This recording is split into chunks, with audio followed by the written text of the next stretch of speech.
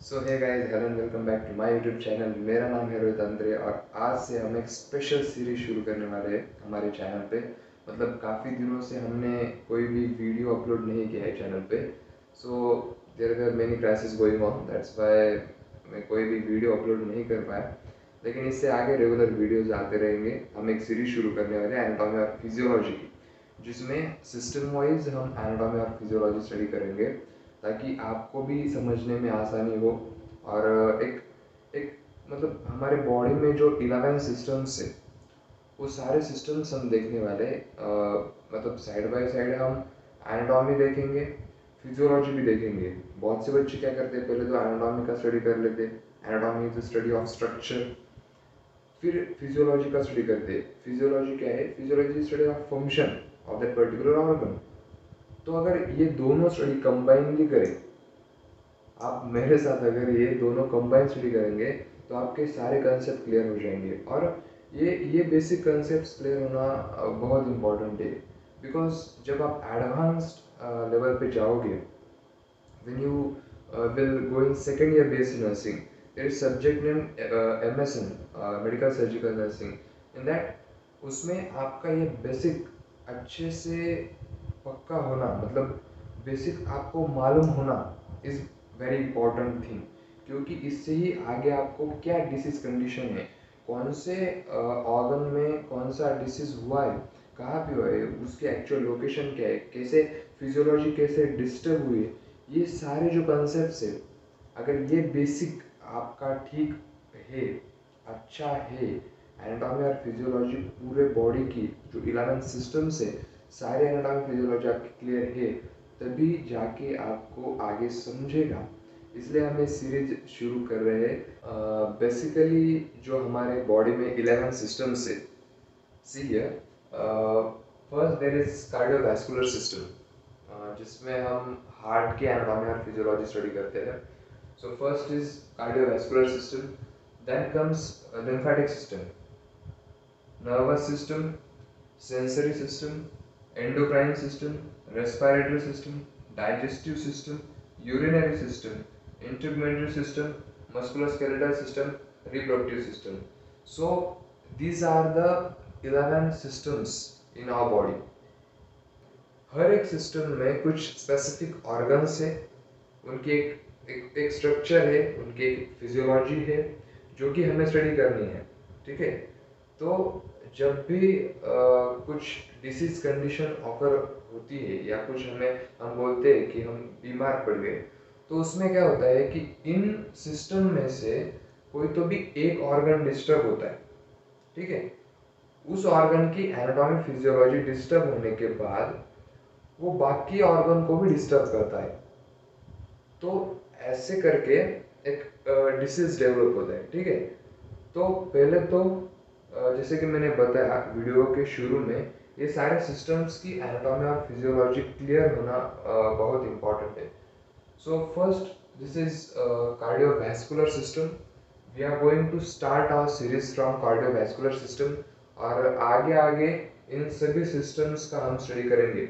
इसमें से कुछ सिस्टम बहुत इंपॉर्टेंट है, वो हम पहले ले लेंगे, और जो ठीक ठाक है, मतलब वो आप सेल्फ स्टडी करके भी समझ सकते हो, वो सिस्टम थोड़े बाद में ले लेंगे। लेकिन पहले तो cardiovascular system, it is one of the most important system, and we are going to start our lectures from that system only. So friends, आज के इस वीडियो में हम हार्ट के चेम्बर्स और हार्ट के वाल्व्स के बारे में स्टडी करेंगे। हार्ट हैज़ 4 चेम्बर्स, ठीक है, और उसमें 4 वाल्व्स होते हैं। तो बेसिक सा वीडियो है, शुरू से हम थोड़े बेसिक देखेंगे, ठीक है, फिर एडवांस तक जाएंगे। तो जो 4 चेम्बर्स है हार्ट के, right atrium, right ventricle, left atrium, left ventricle. So पहले तो ये बेसिक समझ लो कि ह्यूमन हार्ट में 4 चेम्बर्स होते हैं, और कौन से चेम्बर में कहाँ से ब्लड आता है, कहाँ ब्लड जाता है, कौन ब्लड लेकर आता है, कौन ब्लड लेकर जाता है, ये समझना बहुत इंपॉर्टेंट है। क्योंकि जब हम कार्डियक साइकिल स्टडी करेंगे, ठीक है, तो कार्डियक साइकिल में भी ये इंपॉर्टेंट होता है कि ब्लड कहाँ से आता है, कहाँ जाता है, किस एट्रियम में, किस वेंट्रिकल में कब ब्लड कहाँ जाता है। तो बेसिकली एनाटॉमी और फिजियोलॉजी स्टडी करने के लिए डायग्राम बहुत इंपॉर्टेंट है, ठीक है। तो यहाँ तो मैंने डायग्राम ड्रॉ किया है। अब हार्ट का एक बेसिक डायग्राम, मतलब सिंपल सा एक डायग्राम करके मैंने एक वीडियो भी बनाया है, उसके लिंक मैंने डिस्क्रिप्शन में दे रखी है। सो आप वहाँ पे जाके एक वो वीडियो देख के आप अच्छे से डायग्राम बना लो नोटबुक में। और जो भी मैं बोल रहा हूँ माय फ्रेंड्स, सी जो भी मैं सेंटेंसेस आपको बताऊंगा कि मैं बताऊंगा, ठीक है, ये लिख लो, तो वो लिख लेना। उससे आपको ना अच्छे से समझेगा कि एक्चुअली मतलब क्या होता है ना कि जब हम वीडियो देखते हैं तो कंसेप्ट हमारे समझ में आता है, लेकिन as soon as we stop the video and then कुछ समय बीतने के बाद हमने क्या क्या याद किया था वो हमें याद नहीं रहता। तो वो लिख के ले लो आप, जो भी मैं आपको बताता हूँ। तो राइट एट्रियम जो है, बेसिकली मैंने इसी से क्यों स्टार्ट किया, क्योंकि जो ब्लड आता है हमारे बॉडी में, वो ब्लड लाने का काम वेंस का है। आर्टरीज और वेंस हमारे बॉडी में, ब्लड वेसल जो है आर्टरीज और वेंस में डिवाइडेड है। तो ये भी हम देखेंगे इन दोनों में डिफरेंस क्या है, आर्टरीज में क्या है, वेंस में क्या है। लेकिन फिलहाल तो आप ये समझो कि हार्ट की तरफ जो ब्लड आता है वो आता है वेंस से। पहले तो ब्लड आता है राइट एट्रियम में, ठीक है, यह हार्ट का पहला चेम्बर समझ लो, राइट एट्रियम। इसमें ये सुपीरियर वेना केवा है और ये जो है ये इंफीरियर वेना केवा है। मतलब हमारी बॉडी में से ऊपर की तरफ का blood superior vena cava right atrium में लाती है, ठीक है, और नीचे की तरफ का ब्लड इंफीरियर वेना केवा से राइट एट्रियम में आता है।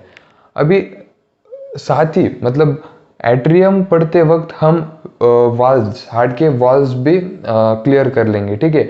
हम एक नए मेथड की यहाँ पे शुरुआत करने वाले हैं कि जब कभी हम एक आध स्ट्रक्चर का स्टडी करें, उसके फंक्शंस का स्टडी करें, तो एक कंबाइन स्टडी होना चाहिए।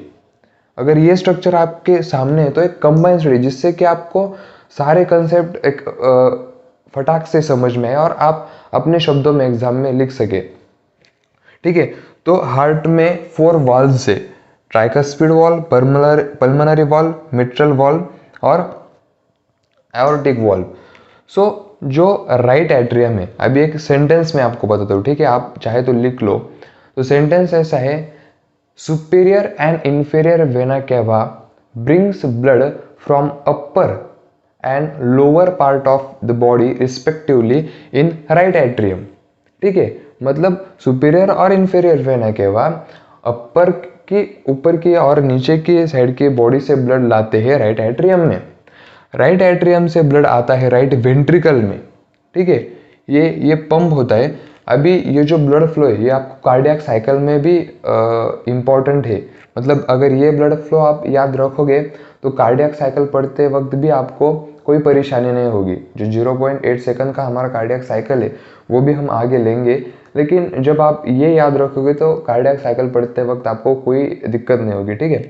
तो राइट एट्रियम जब हार्ट पंप होता है, जब कॉन्ट्रैक्ट होता है, तो राइट एट्रियम से ब्लड आता है राइट वेंट्रिकल में, ठीक है। अभी इन दोनों में है ट्राइकस्पिड वाल्व, राइट एट्रियम और राइट वेंट्रिकल में है ट्राइकस्पिड वाल्व। ट्राइकस्पिड वाल्व का काम क्या है, जब ब्लड राइट एट्रियम से राइट वेंट्रिकल में आए तो ये बंद हो जाती है, ठीक है, ट्राइकस्पिड वाल्व बंद हो जाती है, ताकि जो राइट वेंट्रिकल में ब्लड आया है राइट एट्रियम से वो वापस ना जा सके, ये तुरंत बंद कर लेते अपने आप को। अब ये राइट वेंट्रिकल पंप होती है, ठीक है, ये कॉन्ट्रैक्ट होती है। राइट वेंट्रिकल कॉन्ट्रैक्ट होने के बाद अभी एक सेंटेंस है, पहला तो वो मैंने बताया कि कहाँ से ब्लड आता है राइट एट्रियम में। अभी right ventricle, when right atrium contracts it pours or it releases blood into the right ventricle through tricuspid valve। tricuspid valve से right ventricle में blood आता है, and when right ventricle contracts it pumps the blood into the left and right pulmonary artery। See friends, आगे बढ़ने से पहले और एक बात मैं आपको बताना चाहता हूँ कि हमारे जो वेन्स है, बॉडी में जो वेन्स है वो डीऑक्सीनेटेड ब्लड कैरी करते हैं, ठीक है। उसमें का जो ब्लड होता है उसमें कार्बन डाइऑक्साइड होता है वेन्स में, और जो हमारे आर्टरीज है वो ऑक्सीजनेटेड ब्लड कैरी करते हैं जिसमें ऑक्सीजन होता है। मतलब जब ब्लड फिल्टर होता है तो हार्ट जब ब्लड डिस्ट्रीब्यूट करता है वो आर्टरीज थ्रू करता है ऑक्सीजनेटेड ब्लड और वेंस में डीऑक्सीजनेटेड ब्लड होता है। तो अभी तो हार्ट की तरफ जो ब्लड आ रहा है सुपीरियर इन्फीरियर वेना कैवा से राइट एट्रियम में वो डीऑक्सीजनेटेड है, ठीक है। लेकिन राइट वेंट्रिकल से वो हार्ट से लंग्स की तरफ जा रहा है, दोनों साइड में लंग्स है, वो ऑक्सीजनेशन के लिए जा रहा है।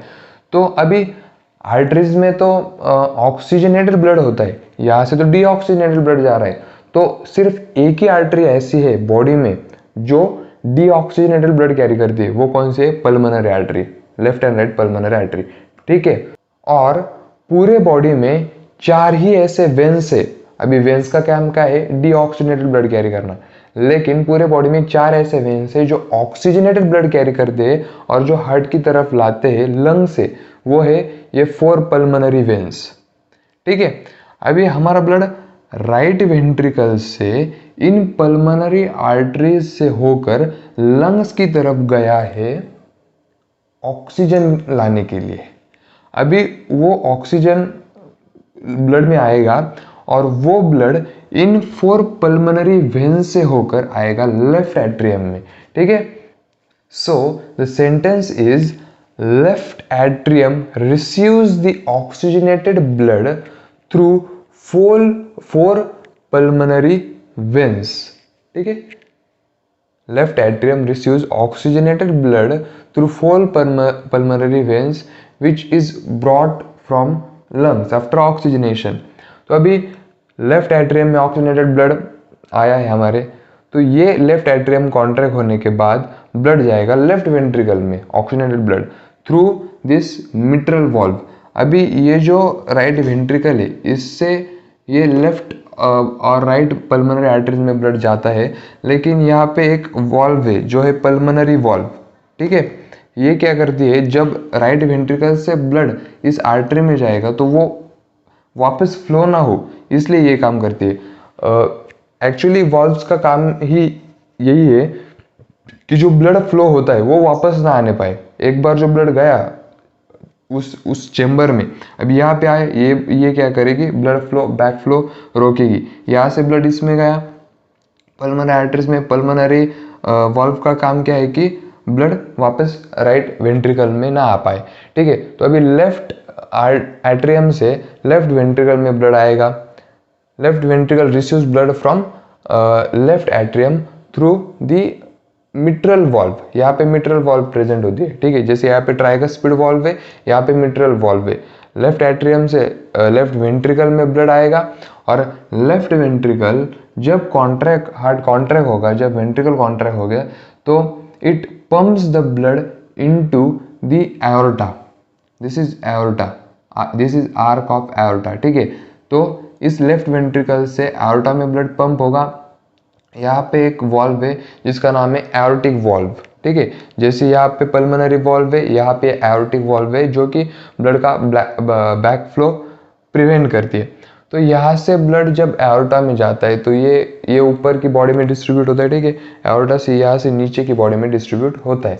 तो इस वीडियो में हमने क्या देखा, heart has 4 chambers, how blood comes into the heart, deoxygenated blood heart में आता है सुपेरियर और इन्फीरियर वेना कैवा से, राइट एट्रियम में आता है, उसमें से राइट वेंट्रिकल में जाता है through tricuspid valve, tricuspid valve से वो पल्मोनरी आर्टरीज में जाता है, उससे वो लंग्स में जाता है ऑक्सीजनेशन के लिए। ऑक्सीजनेशन होने के बाद again it comes to left atrium, then left ventricle and then it gets pumped to the arch of aorta and then it gets pumped to whole body, ठीक है। तो ये एकदम बेसिक सा मैंने बताया है कि हार्ट में 4 चेम्बर से 4 वॉल्व्स है और कैसा ब्लड फ्लो होता है। तो होप आपको लेक्चर समझ में आया होगा। ये मेरा फर्स्ट लेक्चर था। अगर आपको लेक्चर अच्छा लगा है तो नीचे कमेंट सेक्शन में कमेंट ज़रूर करना। अगर बहुत अच्छा लगा है तो लाइक करें, शेयर करें, चैनल को सब्सक्राइब करें। जो भी आपके दोस्त हैं सभी दोस्तों में लेक्चर को शेयर कर दीजिएगा, ठीक है। और आगे भी मैं ऐसे अच्छे लेक्चर्स लाने वाला हूँ, पूरी सीरीज़ हम कंटिन्यू करने वाले हैं। अगर आपने अच्छा सपोर्ट किया तो और भी मुझे एक एनर्जी आएगी, मैं और भी अच्छे लेक्चर्स आपके लिए लाऊंगा। तो प्लीज़ चैनल को सपोर्ट कीजिएगा। Thank you.